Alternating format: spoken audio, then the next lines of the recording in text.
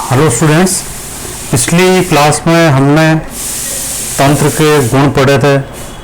दो प्रकार के हमने लिए थे, मात्रात्मक या एक्सटेंसिव प्रॉपर्टीज, और इसी प्रकार से इंटेंसिव प्रॉपर्टीज, मात्रा स्वतंत्र या विशिष्ट या गहन गुण।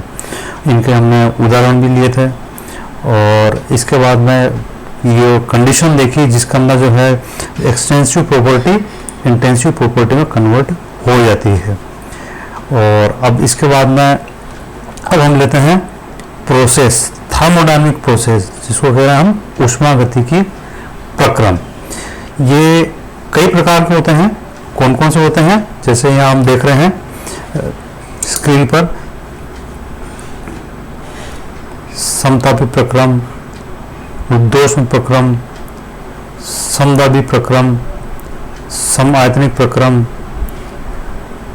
चक्रीय प्रक्रम, और एक प्रक्रम और है जिसके बारे में यहाँ नहीं लिखा हुआ, लेकिन वो आगे हम उसको पढ़ते हैं। उसको हम कहते हैं, जिसको हम नेक्स्ट जो है प्रोसेस कह सकते हैं, वो कहलाता है सम एंथैल्पिक आइसोएंथैल्पिक प्रोसेस, जिसको हम आगे पढ़ेंगे। ठीक है, अब यहाँ पर एक एक प्रोसेस को हम जो है डिस्कस करते हैं। सबसे पहले लेते हैं समतापी प्रक्रम या आइसोथर्मल प्रोसेस। जैसा नाम से स्पष्ट है कि यह प्रक्रम समतापी प्रक्रम कहलाता है, जिसके प्रत्येक पद में ताप स्थिर रहे। और यहाँ पर ताप स्थिर रखने के लिए तंत्र अपने परिपार्श्विक से ऊष्मा का विनिमय करने के लिए स्वतंत्र होता है। ऊष्मा का विनिमय करना मतलब ये है कि यदि प्रक्रम ऊष्माक्षेपी होता है तो मुक्त हुई ऊष्मा परिपार्श्विक को दे दी जाती है, और यदि प्रक्रम ऊष्माशोषी, ऊष्माक्षेपी यानी एक्सोथर्मिक, और ऊष्माशोषी यानी एंडोथर्मिक अगर होती है तो परिपार्श्विक से ऊष्मा ले ली जाती है, ताकि तंत्र का ताप समान स्थिर रह सके।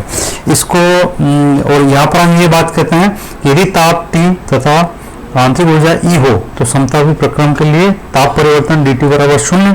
अगर ताप परिवर्तन 0 है तो आंतरिक ऊर्जा में परिवर्तन भी 0 होगा, जिसको हम यहाँ आगे इसके लिए हम जूल का नियम भी पढ़ते हैं। और जूल के नियम में इस चीज़ को जब विस्तार से हम पढ़ाते हैं जूल का नियम, उसको हम आगे देखेंगे। और इसके बारे में थोड़ा सा मैं आपको बता दूं समतापी प्रक्रम के लिए, कि जैसे आपको क्या बताया कि तापमान स्थिर रहना चाहिए, तो हम प्रैक्टिकल भी करेंगे कि प्रबल अम्ल प्रबल क्षार की उदासीन ऊष्मा, अगर आप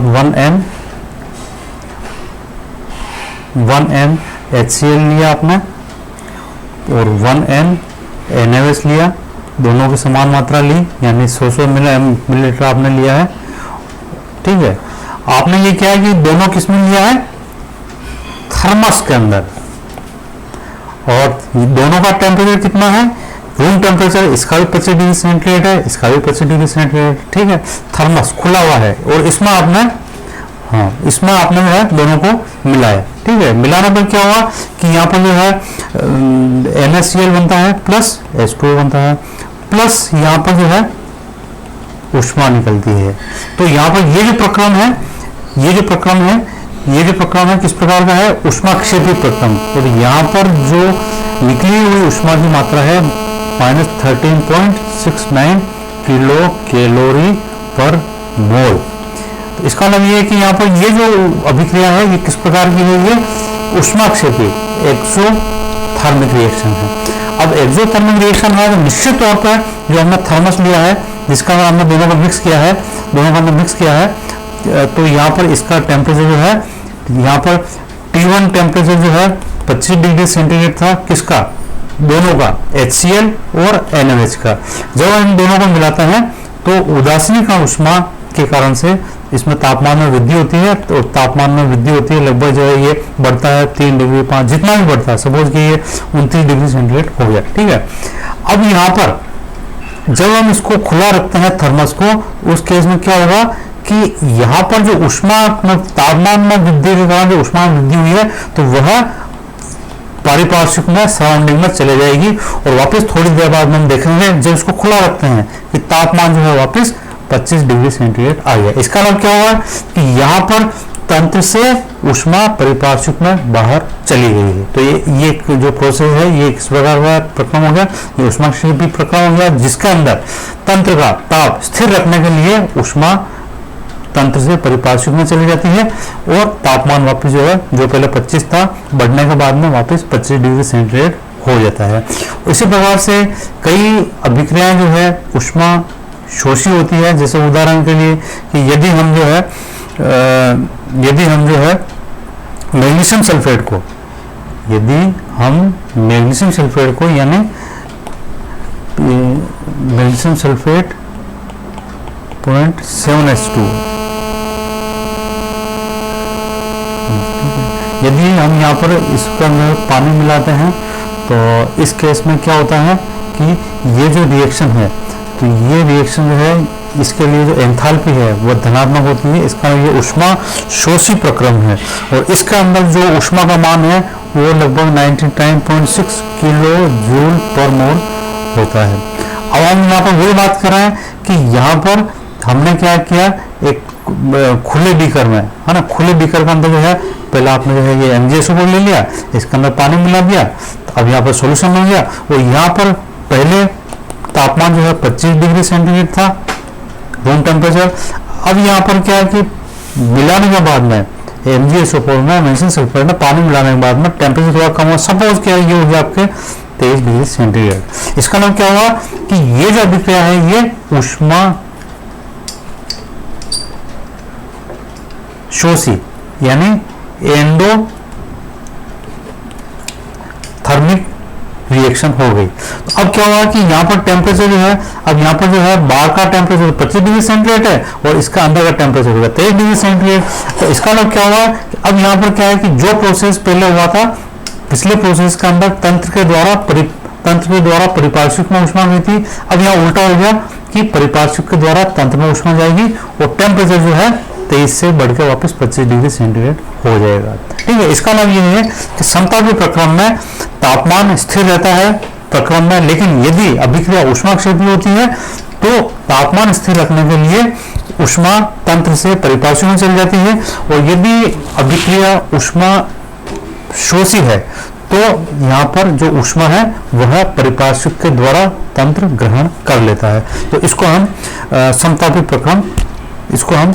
प्रक्रम कहते हैं। ठीक है, और यहाँ पर आगे हम जूल का नियम पढ़ेंगे, जिसको हम जो है इस प्रकार से लिखते हैं कि स्थिर ताप के ऊपर का मतलब जो है हम क्या बोल रहे हैं, स्थिर ताप के ऊपर का मतलब जो है क्या हुआ कि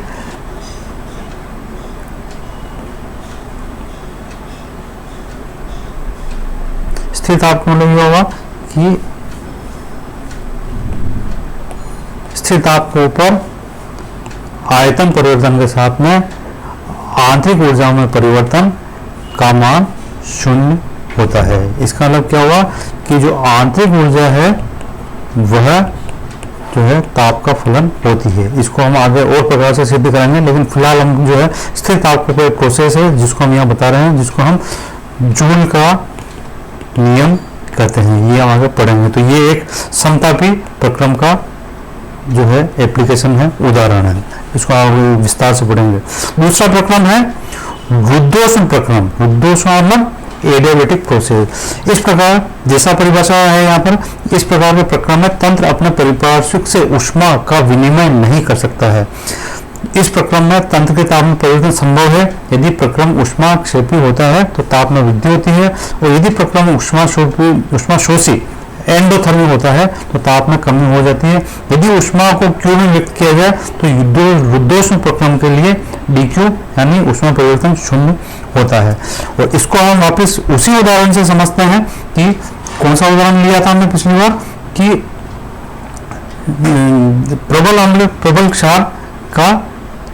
प्रबल क्षार के लिए उदासीनीकरण। तो यहाँ पर हमने क्या लिया था कि आपने जो 1n जो है HCl लिया था प्लस 1n जो है NaOH लिया था और इसको आपने जो है क्या किया कि एक थर्मस के अंदर आपने मिलाया, थर्मस में जो है आपने थर्मस मिलाया। ठीक है। थर्मस में मिलाने पर जैसा आपको बताया कि यहाँ पर जो है ऊष्माक्षेपी प्रक्रम है, तो यहाँ एंथैल्पी माइनस 13.69 किलो कैलोरी पर मोल होता है, जैसा आपको बताया। अब यहाँ पर क्या है, दोनों में आपने मिक्स किया, बराबर मात्रा मिक्स किया, तो यहाँ पर तापमान बढ़ा। और पिछले वाले समतापी प्रक्रम में हमने इसको खुला रखा था, लेकिन अब हम क्या है कि इसको रुद्धोष्म प्रोसेस के लिए इसको बिल्कुल बंद कर दिया।